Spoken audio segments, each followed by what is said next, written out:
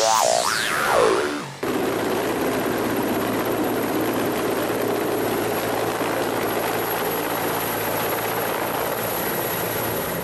warga Long Apari yang mengancam akan menyeberang ke Malaysia ternyata membuat pemerintah mulai kebakaran jenggot. Pada akhir Oktober 2014, pemerintah provinsi buru-buru mengambil tindakan awal dengan mengirimkan bantuan sembako bagi warga Long Apari. Jajaran pemerintah setempat pun berduyun-duyun menyambangi warga perbatasan di kecamatan terisolir ini dengan menggunakan 3 helikopter milik TNI. Permasalahan yang muncul memang kendalanya adalah bagaimana kita membawa sembako itu ke sana. Kan tahu Mbak, dari sini sampai Long Apari itu hampir 400 kilo. Kemudian kalau menggunakan pesawat helikopter hampir 2 jam.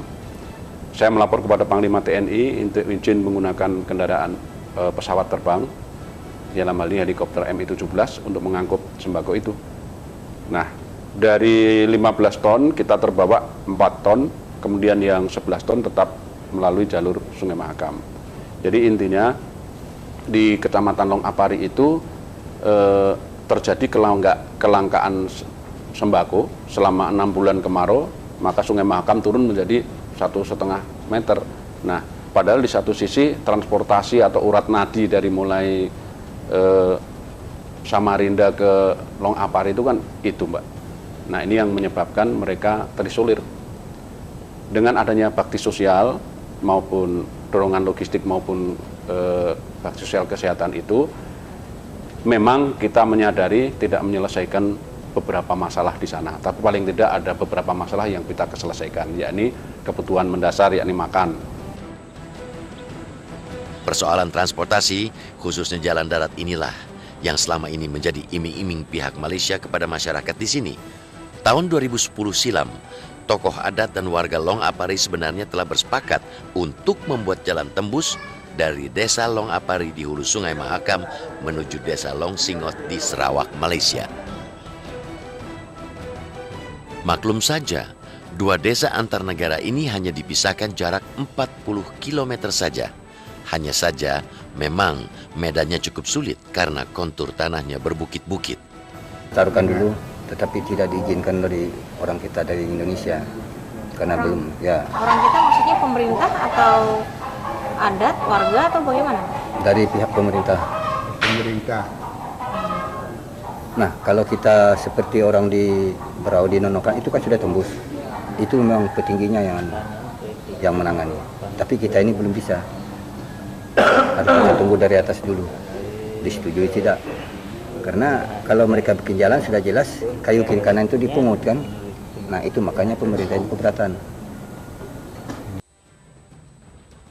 Lantaran medan yang sulit inilah, Panglima tertinggi di kawasan ini menampik informasi ancaman berpindah ke warga negaraan tersebut. Sebab dibanding daerah perbatasan lain, desa-desa di Long Apari tidak memiliki akses langsung dan mudah untuk bisa menjangkau daerah perbatasan Malaysia. Kalau Long Apari di sini nih, di Balikpapan ke Long Apari ini jaraknya hampir 400 kilo. Jadi kalau naik helikopter kita 1 jam turun di Melak ini 160, kemudian 230 ke sini. Ini yang di sini nih. Nah ini Long Apari nih Mbak. Ini Long Apari kan di sini. Ya ini perbatasan di sini Mbak. Ini kan masih sekitar 40 sampai 80 maupun 80 kilo ke sini. Jadi Long Apari dengan 10 kecamatan itu kan ada di 10 desa itu kan ada di sini. Tapi kalau informasi yang warga sering keluar masuk itu memang benar juga ya? Mungkin sama halnya dengan itu mereka ekonomi. Iya, tapi dia terlalu jauh. Ini kan 40 sampai 80 kilo itu dia lewatnya lewat apa sungai-sungai begitu, belum ada jalan darat, belum ada Mbak langsung nembus ke sini.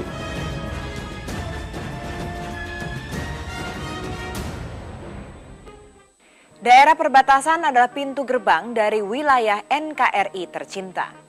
Maka sudah sepatutnya seluruh warganya mendapatkan perhatian lebih demi kesejahteraan mereka.